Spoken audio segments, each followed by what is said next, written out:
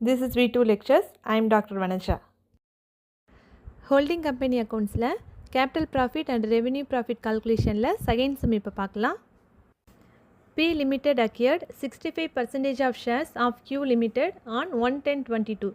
1/10/22 அன்னைக்கு Q Limited ஓட 65% of shares P Limited acquire பண்ணிருக்காங்க. So P Limited is the holding company and the Q Limited is the subsidiary company. On 1/4/22 Q Limited balance sheet la profit and loss account debit balance 40,000 amount இருக்கு. That means loss.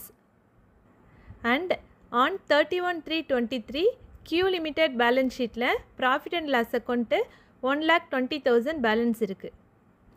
Given data வச்சு capital profits and revenue profits calculate பண்ண சொல்லியிருக்காங்க. இப்போ solution குள்ளார போலாம்.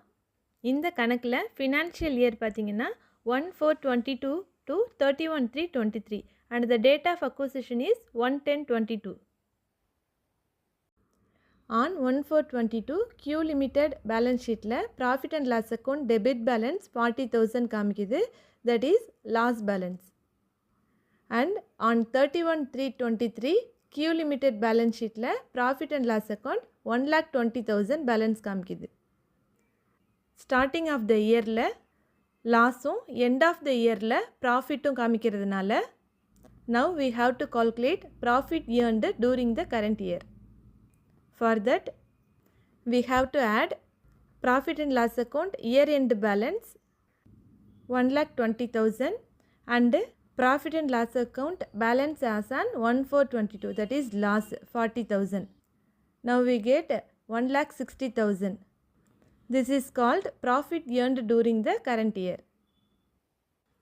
Calculation of pre-acquisition profit, that is capital profit. Date of acquisition க்கு before earn பண்ண profit நம்ம capital profit னு சொல்கிறோம். இந்த கணக்கில் date of acquisition 1/10/22, financial year 1/4/22 start ஆகுது.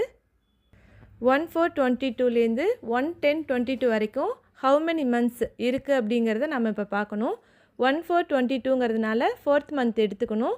1/10/22ங்கிறதுனால 10th மந்த்தை விட்டுறணும். 4, 5, 6, 7, 8, 9 டோட்டலி 6 months வந்து capital profit. Profit for the pre acquisition period கண்டுபிடிக்கிறதுக்கு profit earn during the current year வந்து 1,60,000. அதில் 6 months ப்ராஃபிட் வந்து கேபிட்டல் ப்ராஃபிட், அதனால் 6/12 மல்டிப்ளை பண்ணுறோம். Now we got 80,000. இதில் இயர் ஸ்டார்டிங்கில் இருந்த profit and loss account balance loss பேலன்ஸை லெஸ் பண்ணுறோம் 40,000. Now we got 40,000 as capital profits. Calculation of revenue profit, that is post acquisition profit. Q Limited balance sheetல profit and loss account year end balance 1,20,000 இருக்குது. that is year எண்டில் 1,20,000 profit வந்து இருக்குது. அந்த ப்ராஃபிட்டில் 40,000 capital profit அப்படின்னு நம்ம calculate பண்ணியிருக்கோம். So 40,000 capital ப்ராஃபிட்டை less பண்ணோம் அப்படின்னா we got 80,000. this 80,000 is called revenue profit. இந்த கணக்கில் year end profit and loss அக்கௌண்ட்டில் 1,20,000 இருக்குது. அதில் 40,000 கேபிட்டல் ப்ராஃபிட், 80,000 ரெவென்யூ ப்ராஃபிட். இந்த வீடியோ யூஸ்ஃபுல்லாக இருந்திருக்கும்னு நினைக்கிறேன். Do support, like, share and subscribe to V2 Lectures.